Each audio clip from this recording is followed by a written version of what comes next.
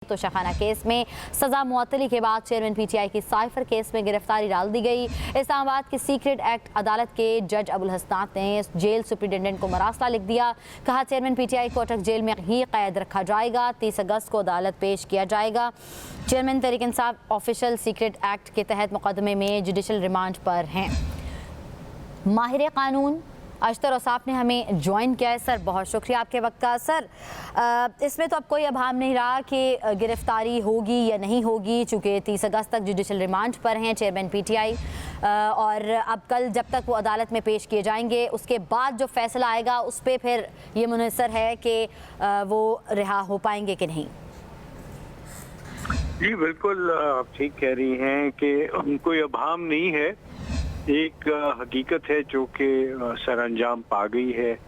पहले भी स्पेकुलेशन यही थी कि सिर्फ एक केस नहीं, बहुत सारे केसेस हैं जो उनके खिलाफ रजिस्टर्ड हैं और जब तक कि उनकी रिहाई का कोर्ट ऑर्डर नहीं होगा वो जेल से बाहर नहीं आ सकेंगे। इनको इस केस में भी अप्लाई करना पड़ेगा जमानत के लिए, और जब तक कि इनका जो रिमांड है वो चलता रहेगा, जाहिर है जमानत की दरख्वास्त जो है उसकी कोई अहमियत नहीं रह जाती। इसके अलावा मेरे ख्याल है 9 और केसेस हैं जिनमें उनकी जमानत की दरख्वास्त जो है वो डिसमिस हो चुकी है। जब जमानत की दरख्वास्त इस वजह से डिसमिस हो कि आप पेश नहीं हुए तो उसमें नई दरख्वास्त देते हैं, ना कि उसी की रिवाइवल की। लेकिन जाहिर है ये तो उनके वकला की सवाबदीद है, वो केस को कैसे चलाते हैं। उनके पास बहुत ही बड़ी लीगल टीम है और वो बेहतर समझते हैं कि उन्होंने उनकी कैसे लीगल इमदाद करनी है। अच्छा नासिर साहब ये भी बताइएगा कि नाअहली जो है वो अभी भी उनकी जो तलवार है वो तो लटक रही है। ज़ाहिरी सी बात है आर्टिकल 62H की हवाले से भी बात होती रही। अब आपको क्या लगता है कि ये मामलात काफ़ी जल्दी हल होने वाले तो नहीं है, तूल पकड़ते नज़र आ रहे हैं, और ये सारी एक्सरसाइज है भी इसीलिए कि आपके सामने इलेक्शंस हैं, तो क्या इलेक्शंस जब तक होंगे तब तक आपको लगता है कि ये सारे मामलात सेटल डाउन हो जाएंगे? देखिए सबसे पहले तो जल्द इलेक्शन होना चाहिए, इलेक्शन में देर नहीं होनी चाहिए, और जो मर्दमशुमारी का काम है बिल्कुल वो पहले होना है और इलेक्शन उसके मातहत है। लेकिन मर्दमशुमारी का काम भी तेजी से किया जा सकता है। हम जो हल्का बंदियों का जो मामला है वो बहुत तेजी से किया जा सकता है। अब हम डिजिटल दौर में आ गए हुए हैं, हमारे पास कंप्यूटर्स की इआनत हासिल है, हमें वो काम जरूर करने चाहिए। जहाँ तक इमरान खान साहब की नाअहली की बात है, ये भी आपने दुरुस्त फरमाया कि वो नाअहली की तलवार तो उसी तरह लटक रही है, क्योंकि कोर्ट के सामने जो दरख्वास्त दी गई थी वो दरख्वास्त सजा की मुअत्तली के लिए थी, यानी उनको रिहाई मांगने की थी, ना कि उनकी नाअहली को ख़त्म करने की। तो वो जो है नाअहली जो है वो उसी तरह है। नाअहली भी उनकी 2 तरह की है, एक जो इलेक्शन कमीशन का जो डिक्लेरेशन है और दूसरा जो उनकी कन्विक्शन की वजह से है। कन्विक्शन जो है वो मुअत्तल नहीं हुई, उनकी सेंटेंस यानी अब उनको जुर्माना जमा नहीं कराना और जेल से भी उनकी रिहाई इस केस में तो हो गई है। बाकी केसेस में क्या होता है वो वक्त बताएगा, उनके वकला बताएंगे, जजेस के फैसले बताएंगे, आने वाला वक्त जो है। साहब ओवरऑल अगर देखा जाए इस फैसले के ऊपर तो काफ़ी लॉयर्स की जानिब से भी कहा गया कि केस के फैसले में नुक्स थे। आपके नज़रिए में कैसा फैसला था?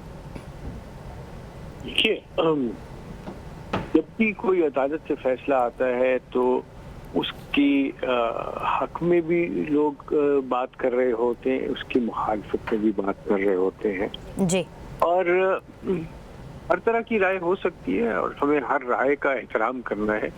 लेकिन असल राय जो बनती है वो तो जज की होती है, जिसकी राय में केस जो है वो किस नौयत पे, किस नहज पे चलता है। हम बाहर बैठ के बहुत सारी क्या सराहियां करते हैं, हम अपने तई अपने आप को एक्सपर्ट कहते हैं, हम अपने तई केस के मेरिट्स के ऊपर भी बात करते हैं, हम जजमेंट्स भी पास कर देते हैं, लेकिन हतमी बात जो है वो तो उस दस्तखत के ऊपर है जो जज ने तहरीर किया है। ये है मेरी सोच, ये है मेरी राय। नहीं अशरफ साहब, यकीनन जो आपने कहा बिल्कुल दुरुस्त फरमाया। ऑब्वियसली पीछे बैठकर तो जो हम लोग उस टाइम पर जो फैसला करने वाले हैं वो ही सब अच्छे से जानते हैं। मैं ओवरऑल आपका बस तज्जिया इस पे चाह रही थी, क्योंकि आप चूँकि माहिर कानून भी हैं, तो इस हवाले से क्या सुकम या लूप होल्स इस तरह के इस फैसले में कोई नज़र आया आपको? अभी तो ये एक शॉर्ट ऑर्डर है। जब शॉर्ट ऑर्डर के बाद डिटेल्ड ऑर्डर आएगा तो मैं ज़रूर उस पर अपना एनालिसिस अगर आप कहेंगे तो कर दूंगा।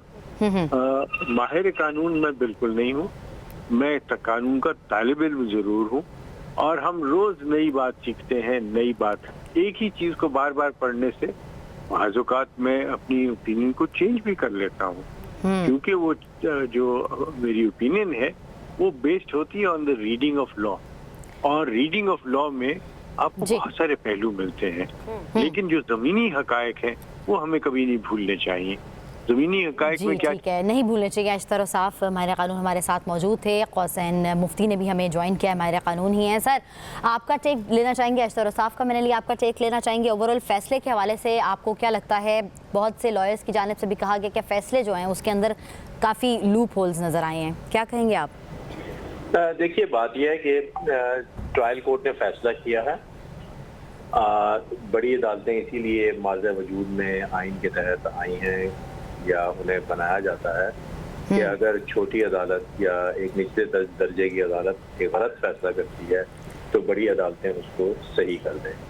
अदरवाइज जब ट्रायल कोर्ट ने फैसला किया तो जो फर्स्ट अपील होती है उसके बारे में कानून में फिक्शन यही है कि it is continuation of trial. आप यही समझें कि जो जब तक पहली अपील का फैसला नहीं होता ट्रायल कंटिन्यू हो रहा है, और till the finalisation of that appeal इस सजा को सस्पेंड किया।